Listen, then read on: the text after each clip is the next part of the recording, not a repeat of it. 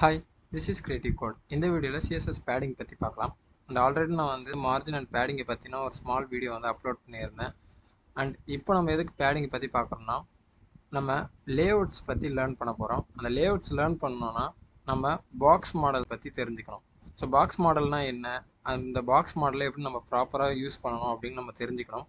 So அந்த box மாடலுக்கு பேசிக்கான விஷயமே இந்த காமன் CSS ப்ராப்பர்ட்டிஸ் தான். ஸோ நம்ம ஆல்ரெடி வந்து மார்ஜின் பற்றி பார்த்தாச்சு அண்ட் பார்டர் பற்றியும் பார்த்தாச்சு. இப்போது பேடிங்கை வந்து இந்த வீடியோவில் பார்த்துட்டு நெக்ஸ்ட் வந்து இன்னும் சில டாபிக் இருக்குது, அதை கவர் பண்ணிட்டோன்னா நம்ம பாக்ஸ் மாடலில் லேர்ன் பண்ணும்போது நமக்கு வந்து ஈஸியாக இருக்கும். அண்ட் நீங்கள் பாக்ஸ் மாடல் லேர்ன் பண்ணிட்டீங்கன்னா லேஅவுட் பற்றின டாபிக்ஸ் நம்ம கவர் பண்ணும்போது உங்களுக்கு ஈஸியாக வந்து அண்டர்ஸ்டாண்ட் ஆகும். எப்படி ப்ராப்பராக எலமெண்ட்டை வந்து அலைன் பண்ணுறது அண்ட் எப்படி வந்து ஒரு லேஅவுட்டை வந்து ப்ராப்பராக க்ரியேட் பண்ணுறது, இதை பற்றிலாம் வந்து நம்ம அப்கமிங் வீடியோஸில் வந்து பார்க்க போகிறோம். ஸோ அதுக்கு இந்த பேசிக் திங்ஸ் எல்லாமே வந்து நீங்கள் தெரிஞ்சு வச்சுக்கணும். அதுக்காக தான் இந்த டுட்டோரியல்.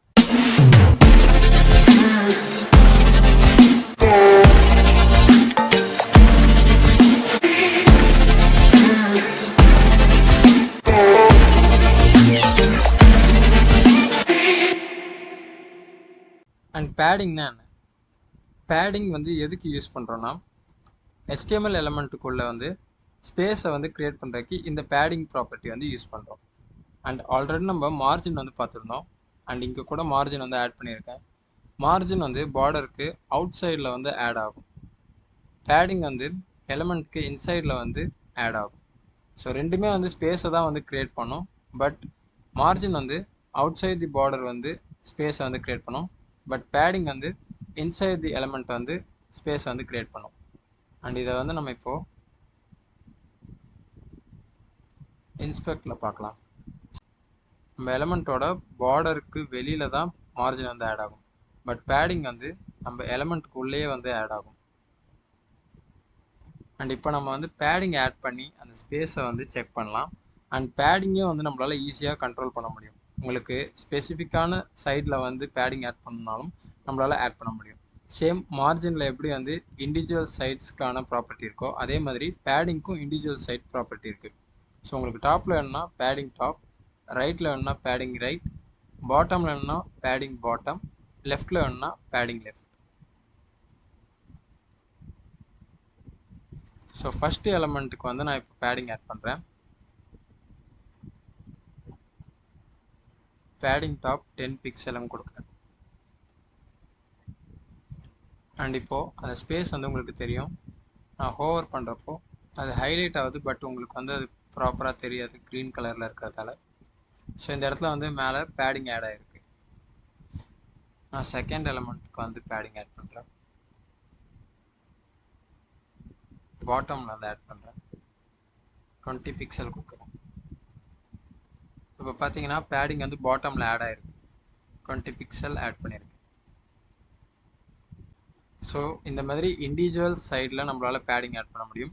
இல்லை உங்களுக்கு வந்து ஷார்ட் அண்ட் ப்ராப்பர்ட்டி யூஸ் பண்ணி கூட இந்த இண்டிவிஜுவல் சைட்ஸ் ஆட் பண்ணலாம். எல்லா சைடுமே வந்து காமனாக இருக்கணும்னா நீங்கள் ஜஸ்ட் பேடிங் கொடுத்தா போதும். இப்போ எனக்கு ஆல் தி சைட் 10 பிக்சல் இருக்கணுங்கிறதுக்காக 10 கொடுக்குறேன் பேடிங்கில். இப்போ பார்த்தீங்கன்னா பேடிங் வந்து 4 சைடும் வந்து ஆட் ஆகிடுச்சு. இன்ஸ்பெக்டில் பார்க்குறேன். பேடிங் பார்த்தீங்கன்னா 4 சைட்லேயும் 10ன்னு ஆட் ஆகிருக்கு. ஸோ ஷார்ட் அண்ட் ப்ராப்பர்ட்டியான பேடிங் ப்ராப்பர்ட்டி கொடுத்துட்டு 20 பிக்சல் அப்படின்னு கொடுத்தீங்கன்னா 4 சைடும் அந்த வேல்யூ வந்து ஆட் ஆகிடும்.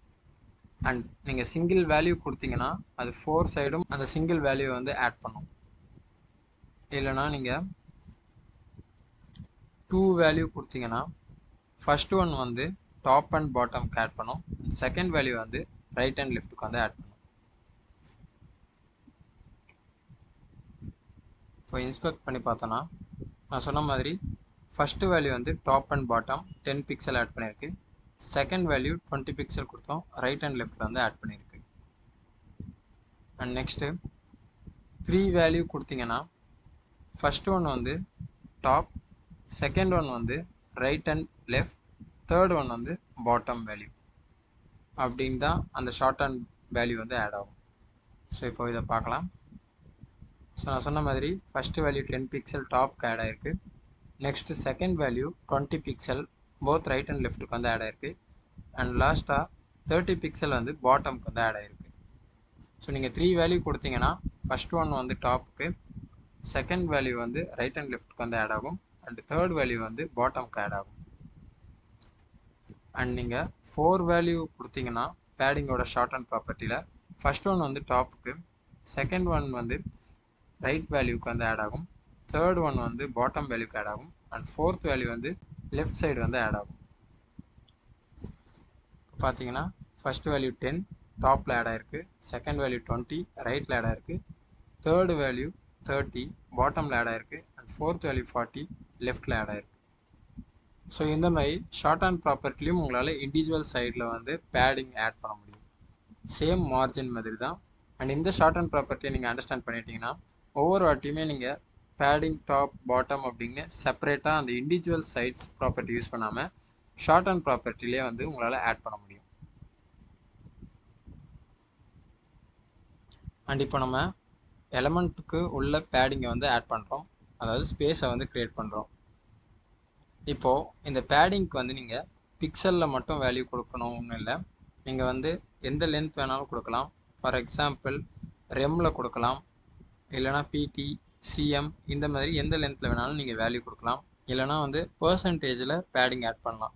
ஃபார் எக்ஸாம்பிள் இப்போது 40% அப்படின்னு நான் கொடுக்குறேன். ஸோ அந்த பர்சன்டேஜில் கூட உங்களால் வேல்யூ வந்து ஆட் பண்ண முடியும். அண்ட் இப்போது பேடிங்கை வந்து நம்ம ஆட் பண்ணி பேடிங்கோட யூஸ் என்னன்னு தெரிஞ்சுக்கிட்டோம். பட் பேடிங் ஆட் பண்ணுறதால என்ன ஆகும்னா நம்ம கண்டென்ட்டுக்கு இப்போது 100 பிக்சல் அப்படின்ட்டு ஹைட் கொடுத்துருக்கோம், அண்ட் வித் வந்து 300 பிக்சலும் கொடுத்துருக்கோம். அண்ட் இப்போது இந்த கண்டென்ட் மேலே நான் ஹோவர் பண்ணுறேன். நம்ம கண்டென்ட்டுக்கு வந்து ஒரு ஸ்பெசிஃபிக் வித் அண்ட் ஹைட் வந்து செட் பண்ணோம். பட் இங்கே என்ன ஆகுதுன்னா நான் வித்து வந்து 300 தான் கொடுத்தேன், இங்கே 340ன்னு ஆட் ஆகிருக்கு. அண்ட் நான் ஹைட் வந்து 100 தான் கொடுத்தேன், பட் இங்கே 140ன்னு ஆட் ஆகிருக்கு.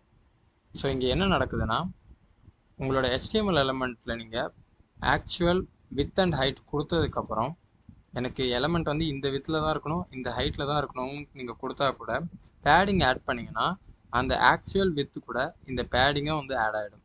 ஸோ இதுதான் வந்து பேடிங்கில் இருக்க ஒரு ப்ராப்ளம். இப்போது இது எப்படி கேல்குலேட் ஆகுதுன்னா நம்மளோட ஆக்சுவல் கண்டென்ட் வந்து 300 வித் அண்டு ஹைட் வந்து 100, பேடிங் வந்து ஆட் பண்ணிக்கும். ஸோ லெஃப்ட் சைடு வந்து 20 இருக்குது. இப்போ நான் வித்துக்கான கேல்குலேஷன் சொல்கிறேன். 300 நம்மளோட with, 300 plus left side batting வந்து 20 அண்ட் ரைட் சைட் பேடிங் வந்து 20. ஸோ என்ன ஆகுதுன்னா 340 ஆகுது. அண்ட் அந்த 340 வேல்யூ தான் இங்கே வந்து டிஸ்பிளே ஆகுது. அண்ட் ஹைட்டை இப்போ கேல்குலேட் பண்ணலாம். 100 தான் நம்ம கண்டென்ட்டோட ஆக்சுவல் ஹைட், பட் டாப்பில் வந்து 10 பிக்சல் பேடிங் கொடுத்துருக்கோம் அண்ட் பாட்டமில் 30 பிக்சல் பேடிங் கொடுத்துருக்கோம். 100 + 40 140 அப்படின்னு ஹைட் வந்து செட் ஆகிடுச்சு. ஸோ அதனால தான் இங்கே 140 டிஸ்பிளே ஆகுது. ஸோ பேடிங் நீங்கள் ஆட் பண்ணிங்கன்னா உங்கள் கண்டென்ட்டுக்கு நீங்கள் வித் அண்ட் ஹைட் கொடுத்தாலும் இந்த பேடிங் வந்து ஆட் ஆகிடும். ஸோ வித் அண்ட் ஹைட் வந்து வேரி ஆகும், நீங்கள் வந்து எக்ஸ்பெக்ட் பண்ண வித் அண்ட் ஹைட் வந்து கிடைக்காது. அண்ட் இந்த ப்ராப்ளம் ஃபிக்ஸ் பண்ணுறதுக்கு நமக்கு பாக்ஸ் சைஸிங் ப்ராப்பர்ட்டி வந்து தேவை. அண்ட் அந்த பாக்ஸ் சைஸிங் ப்ராப்பர்ட்டி பற்றி நம்ம லேட்டராக வந்து லேர்ன் பண்ணலாம். அண்ட் அதுக்கு முன்னாடி பாக்ஸ் மாடலுக்கு தேவைப்படுற ப்ராப்பர்ட்டிஸ் பற்றி லேர்ன் பண்ணலாம். ஸோ இந்த வீடியோவில் பேடிங் பற்றி அண்டர்ஸ்டாண்ட் பண்ணியிருக்கீங்கன்னு நினைக்கிறேன். பேடிங் நம்ம பேசிக்காக அதுக்கு யூஸ் பண்ணுறோன்னா நம்ம எலமெண்ட்குள்ளே ஒரு ஸ்பேஸ் க்ரியேட் பண்ணுறதுக்காக பேடிங் வந்து யூஸ் பண்ணுறோம். உங்களுக்கு உங்கள் எலமெண்ட்குள்ளே ஸ்பேஸ் வேணும்னா பேடிங் ப்ராப்பர்ட்டி வந்து யூஸ் பண்ணுங்கள். அண்ட் இந்த வீடியோ உங்களுக்கு யூஸ்ஃபுல்லாக இருக்கும்னு நினைக்கிறேன். இந்த வீடியோ உங்களுக்கு பிடிச்சிருந்தா லைக் பண்ணி சப்போர்ட் பண்ணுங்கள்.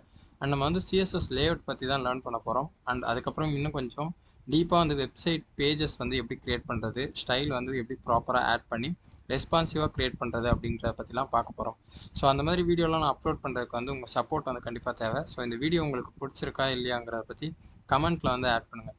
ஸோ அப்போ தான் வந்து எனக்கு நெக்ஸ்ட் வீடியோ வந்து அப்லோட் பண்ணும்போது எந்த மாதிரி கண்டென்ட் வந்து நான் ரெடி பண்ணணும் அப்படின்னு எனக்கு தெரியும். And thanks for watching.